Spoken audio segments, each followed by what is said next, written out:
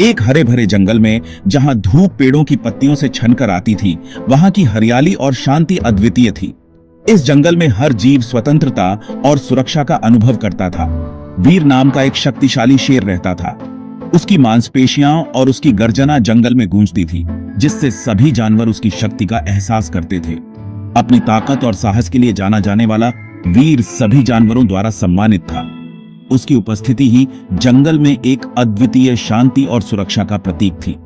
वह एक न्यायप्रिय राजा था, हमेशा अपने राज्य में सद्भाव बनाए रखता था। वीर का शासनकाल सभी के लिए एक सुनहरा युग था। एक दिन चतुर नाम का एक चालाक लोमड़ी वीर के राज्य में आया। चतुर ने जंगल के बारे में बहुत कुछ सुना था और वह जानता था कि यहाँ वीर का शासन है। चतुर अपनी चालाकी और धूर्तता के लिए जाना जाता था। वह हमेशा अपने लाभ के लिए योजनाएं बनाता रहता था और दूसरों को मात देने में माहिर था। चतुर ने वीर की बहादुरी और बुद्धिमत्ता के किस्से सुने थे। उसने वीर के कारनामों के बारे में सुना था और जानता था कि वीर एक महान योद्धा और बुद्धिमान राजा है। लेकिन प्रशंसा की बजाय चतुर को ईर्ष्या हुई।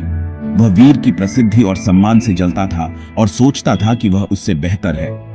वह मानता था कि उसका चालाक दिमाग उसे श्रेष्ठ बनाता है। चतुर को विश्वास था कि उसकी धूर्तता और चालाकी उसे वीर से भी अधिक महान बना सकती है। चतुर ने वीर की बुद्धिमत्ता को चुनौती देने और जंगल पर अपना दबदबा बनाने का फैसला किया। उसने सोचा कि अगर वह वीर को हरा सके तो वह जंगल का नया राजा बन जाएगा।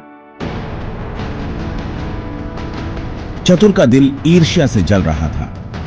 उसने देखा कि कैसे जानवर वीर के सामने झुकते हैं, उनका सम्मान साफ दिखाई देता है। चतुर ने उपहास किया। वह मानता था कि उसकी बुद्धि तेज है, उसका दिमाग तेज है। मेरे पास शारीरिक ताकत भले ही ना हो, चतुर खुद से बोला, लेकिन मेरे पास कुछ और कीमती है, मेरी चालाकी। उसने एक योजना बनाने का फैसला किया, एक चुनौती जो वीर की सादगी को उजागर करेगी और चतुर को जंगल का असली मालिक बनाएगी।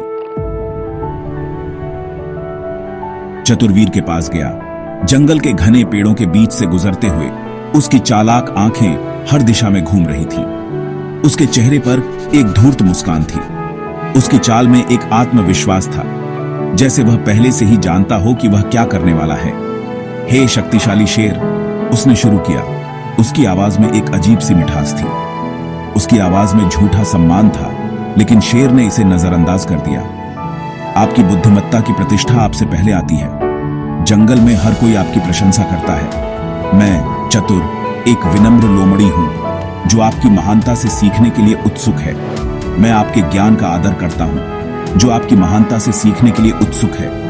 मैं आपके अनुभवों से लाभान्वित होना चाहता हूं। वीर ने हमेशा की तरह नेक दिली से चतुर का स्वागत किया। उसकी आंखों में एक चमक थी। आओ सुने कि तुम्हें क्या कहना है, चालाक लोमड़ी, उसने कहा। उसकी आवाज में एक गहरी गंभीरता थी। चतुर ने अपनी आंखें चमकाते हुए अपनी चुनौती पेश की। उसकी आंखों में एक चमक थी जो उसकी आत्मविश्वास को दर्शाती थी। इस पहेली को सुलझाओ, महान शेर, उसने कहा। उसकी आवाज में एक चुनौतीपूर्ण स्वर था।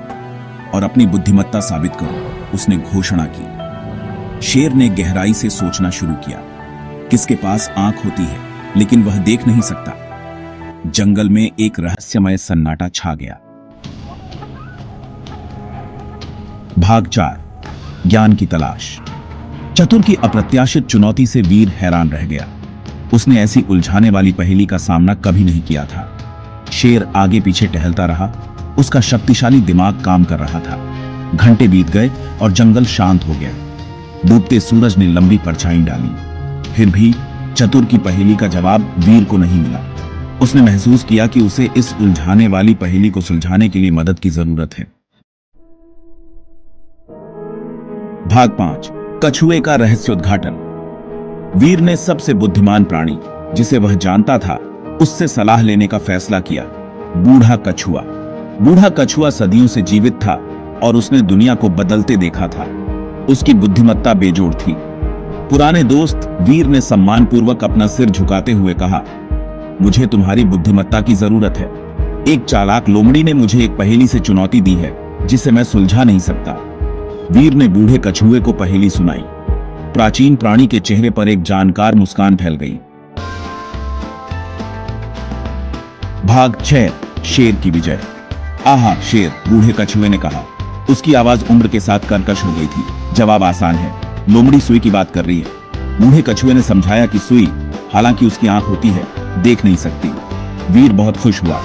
उसने बूढ़े कछुए को उसकी अमूल्य मदद के लिए धन्यवाद दी। अगले दिन वीर ने चतुर को बुलाया। विजयी गर्जना के साथ उसने घोषणा की, तुम्हारी पहेली का जवाब चालाक लोमड़ी सुई है। चतुर दंग रह गया। उसकी योजना विफल हो गई थी। भाग 7, ज्ञान का सही अर्थ। चतुर ने उस दिन महसूस किया कि असली ज्ञान चालाकी या छल में नहीं, बल्कि ज्ञान प्राप्त करने और अनुभव का सम्मान करने में है। उसने समझा कि सच्चा ज्ञान केवल किताबों में नहीं, बल्कि जीवन के अनुभवों में भी छिपा होता है। उसने अपनी ईर्ष्या को अपने निर्णय पर हावी होने दिया था। यह ईर्ष्या उसे अंधा कर रही थी और उसने कई गलतियां की। उसे एहसास हुआ कि उसकी ईर्ष्या ने उसे अपने दोस्तों से दूर कर दिया था। वीर ने हमेशा की तरह दयालु चतुर को माफ कर दिया। उसने चतुर को समझाया कि हर किसी से गलती होती है, लेकिन सच्ची महानता माफी में है। वीर ने उसे सिखाया कि माफी देने से दिल बड़ा होता है और रिश्ते मजबूत होते हैं। उसने जोर देकर कहा कि असली ताकत न्याय और विनम्रता में है। वीर ने बताया कि शक्ति का सही उपयोग दूसरों की भलाई के लिए होना चाहिए, न कि उन्हें नुकसान पहुंचाने के लिए। चतुर ने उस दिन एक बहुमूल्य सबक सीखा। उसने ठान लिया कि वह अपने पुराने तरीकों को छोड़कर एक नया रास्ता अपनाएगा।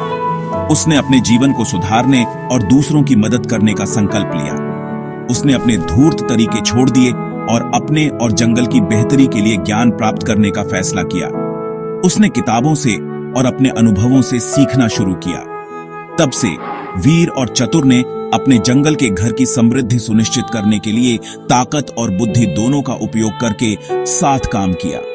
उन्होंने मिलकर जंगल को एक बेहतर स्थान बनाने का प्रयास किया, जहां सभी जानवर शांति और सद्भाव में रह सकें।